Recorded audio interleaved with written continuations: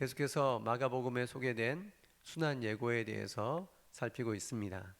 마가복음 8장에 한 번, 그리고 9장에 한 번, 10장에 한 번, 이렇게 세 번에 걸쳐서 주님이 십자가 순환 당하실 것을 미리 말씀하시는 내용이 소개됩니다.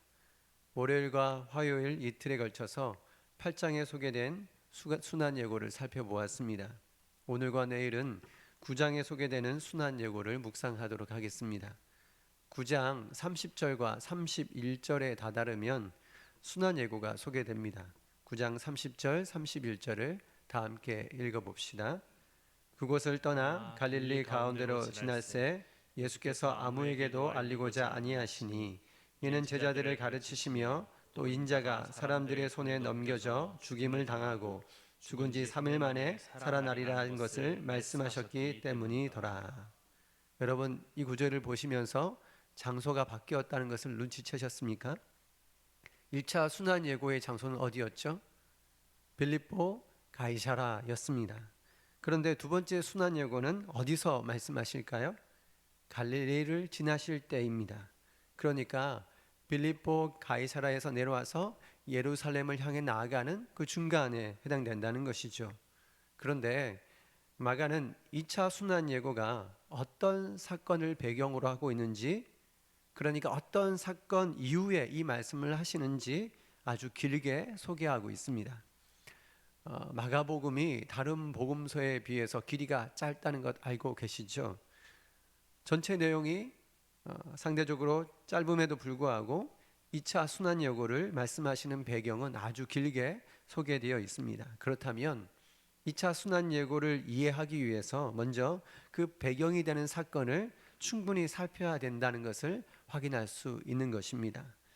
1차 순환 예고, 즉 8장에서 순환을 예고하신 이후에 마가복음 9장에 곧바로 소개되는 것은 변화산 사건입니다. 변화산 사건, 예수님이 3명의 제자를 데리시고, 즉 베드로, 야고보, 요한을 데리시고 높은 산에 오르십니다. 마가복음 9장 2절을 함께 읽도록 하겠습니다. 시작. 엿새 후에 예수께서 베드로와 야고보와 요한을 데리시고 따로 높은 산에 올라가셨더니 그들 앞에서 변형되사. 마가복음에 며칠 후에 이러저런 일이 있었다라고 묘사하는 표현이 과연 몇 번 나올까요? 찾아보기 힘이 듭니다. 그런데도 불구하고 이러한 표현을 사용하고 있다라고 한다면 이유가 있지 않겠습니까? 그리고 여러분, 왜 굳이 3명의 제자를 데리시고 산에 오르셨을까요? 구약에 3명의 동반자와 함께 높은 산에 오른 인물이 있습니다. 누구겠습니까? 모세입니다. 모세는 3명의 동반자와 함께 시내산에 오릅니다. 물론 70명의 장로들도 함께 하지만 그들은 일정한 부분까지만 오르고 산 아래에 머물게 됩니다. 그러니까 3명의 동반자와 함께 높은 산에 오르시는 장면은 모세와 같은 존재를 연상하게 만드는 표현인 겁니다. 엿새 후라는 표현도 마찬가지입니다. 출애굽기 말씀을 같이 읽어보면 이해가 될 것입니다. 함께 읽어봅시다. 시작. 여호와의 영광이 시내 산 위에 머무르고 구름이 엿새 동안 산을 가리더니 일곱째 날에 여호와께서 구름 가운데서 모세를 부르시니라. 엿새 동안에 하나님을 보여주는 하나님의 임재의 영광, 그 쉐키나 영광의 구름이 시내산을 덮었습니다. 그리고 엿새 후에 일곱째 날에 하나님께서 구름 가운데서 모세를 부르십니다. 그러니까 엿새 후에 높은 산에 오르시는 장면은 영락없이 모세를 연상하게 만드는 것입니다. 출애굽기의 내용을 아시는 분들은 여기서 한 발자국 더 나아갈 수 있을 겁니다. 모세가 시내산에서 언약의 십계명 돌판을 가지고 내려올 때, 그때 산 밑의 상황은 어땠을까요? 조용했을까요? 아니면 시끄러웠을까요? 금송아지를 만들고는 그것이 자신들을 애굽에서 인도한 하나님이라고 하면서 난리를 치고 있었습니다. 그러한 모습을 보고 모세가 어떻게 반응했습니까? 돌판을 집어 던지며 분노합니다. 그리고 레위인들을 동원해서 우상 숭배에 앞장섰던 사람들을 심판합니다. 그리고서 우둔하고 죄악 가운데 빠진 백성들을 불쌍히 여겨달라고 기도하게 되는 것이죠. 자, 이러한 장면을 기억한다면 예수님께서 엿새 후에 높은 산에 오르실 때 산 밑에서 왁자지껄하고 있다. 어떤 장면을 떠오르게 만드는 걸까요? 구약이 예고하고 암시했던 존재, 그러니까 모세와 같은 선지자요 참 메시아이신 모습을 기다리고 기대하게 만드는 것 아니겠습니까?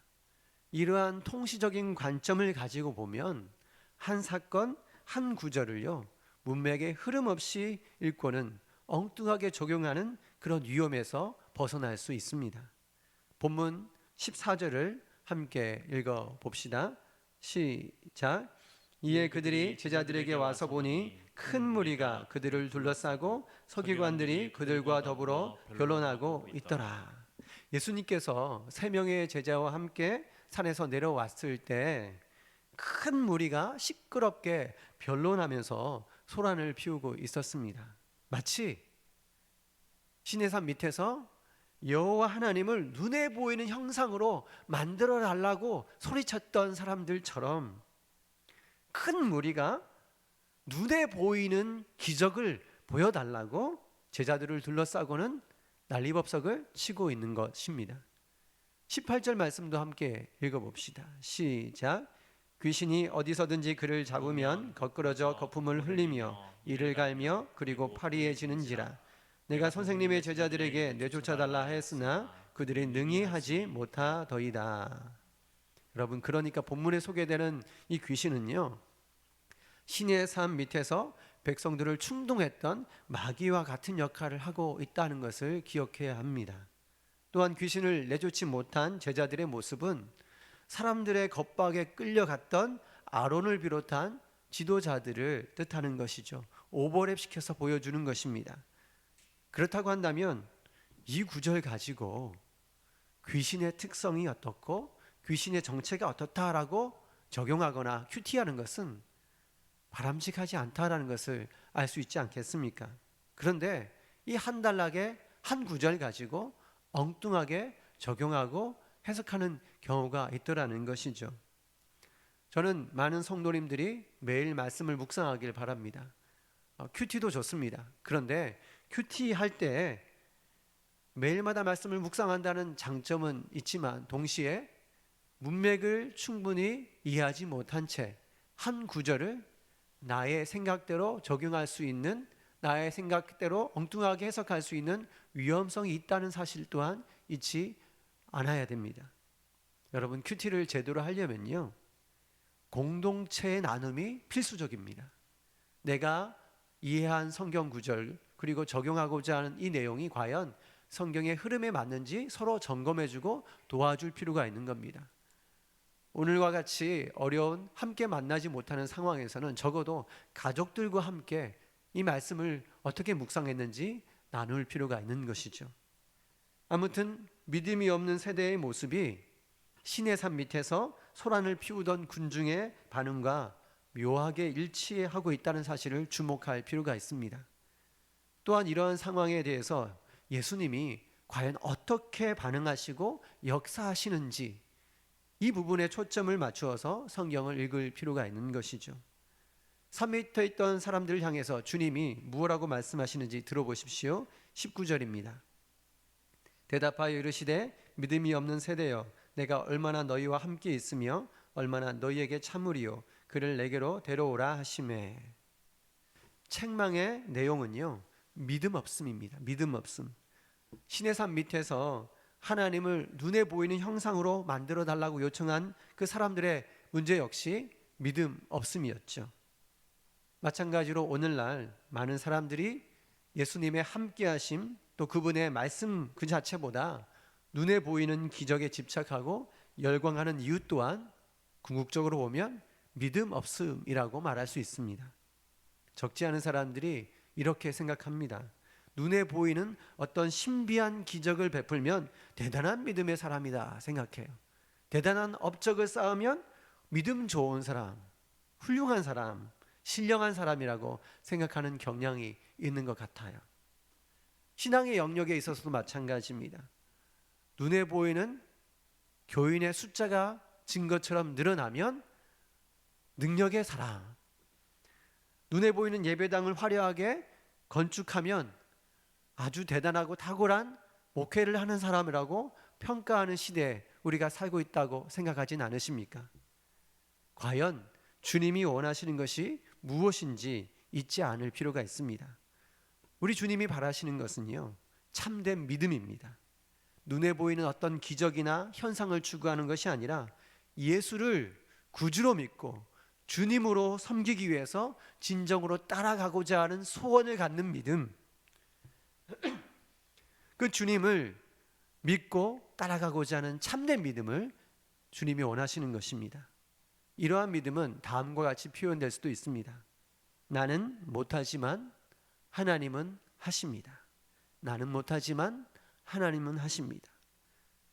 자신의 부족함을 철저하게 인식하고 오직 주님만을 의존하는 것입니다. 이와 같은 믿음이 귀신 들린 아버지의 고백에서 소개되고 있습니다.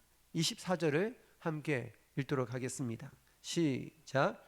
곧 그 아이의 아버지가 소리를 질러 이르되 내가 믿나이다 나의 믿음 없는 것을 도와주소서 하더라. 내가 믿나이다 나의 믿음 없는 것을 도와주소서. 믿습니다. 나는 믿습니다. 주님을 신뢰한다는 것입니다. 하지만 금세 자신을 보면 얼마나 연약하고 무력한지를 깨닫습니다. 하여 나의 믿음 없는 것을 도와주소서라고 고백하는 것이죠. 그렇다면 이와 같은 믿음은 어떻게 할 때 더욱더 주님 기뻐하시는 믿음으로 자라나고 성숙할 수 있을까요? 마가복음 8장의 표현을 따른다면 예수님을 믿을 뿐 아니라 진정으로 따라가기를 소원하는 이 믿음은 어떻게 할 때 주님의 도우심을 더 강력하게 누릴 수 있는가 하는 것입니다. 이러한 맥락을 이해하게 되면 왜 두 번째 순환 예고가 이러한 사건을 배경으로 하고 있는지 이해할 수 있습니다. 여러분, 믿기는 하는데 부족해서 도움이 필요한 상태입니다. 순환 예고를 말씀하시는 주님을 따라가기를 소원하지만 그럴 만한 능력이 안 되는 상태에서 과연 필요한 것은 무엇인가 하는 것입니다. 이때 주님은 아주 명료하게 말씀하십니다. 필요한 것은 기도라는 것입니다. 본문 29절을 읽어봅시다. 시작. 이르시되 기도 외에 다른 것으로는 이런 종류가 나갈 수 없느니라 하시니라. 기도 외에 방법이 없다는 겁니다. 마치 모세가 시내산 밑에서 우상 숭배에 빠졌던 어리석은 백성들을 위해서 기도했던 것처럼 주님은 기도 외에는 영적인 문제를 해결할 방법이 없다고 말씀하십니다. 만약 여러분 믿음이 성장하는 방법이 인간적인 계산으로, 인간적인 프로젝트로 가능하다면 굳이 기도를 언급하지 않아도 될 것입니다. 이런 프로그램 쓰면 되고 이런 시스템 쓰면 된다라고 말하실 것입니다. 그러나 영적인 일은 오직 영적으로만 해결이 가능합니다. 그러하기에 주님은 기도 외에 다른 방법이 없다라고 말씀하시는 것입니다. 그렉 롤이라고 하는 분이 사도행전을 연구하다가 주석서에 이렇게 글을 써놨어요. 읽어드리겠습니다. 사도행전의 교회들은 회의보다는 기도를 더 많이 했다. 만약 초대교회가 1시간 회의를 했다면 2시간 기도했을 것이다.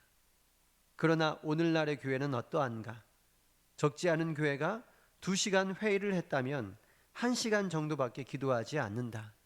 아니, 1시간이 아니라 단 10분도 기도하지 못하는 경우가 허다할 것이다.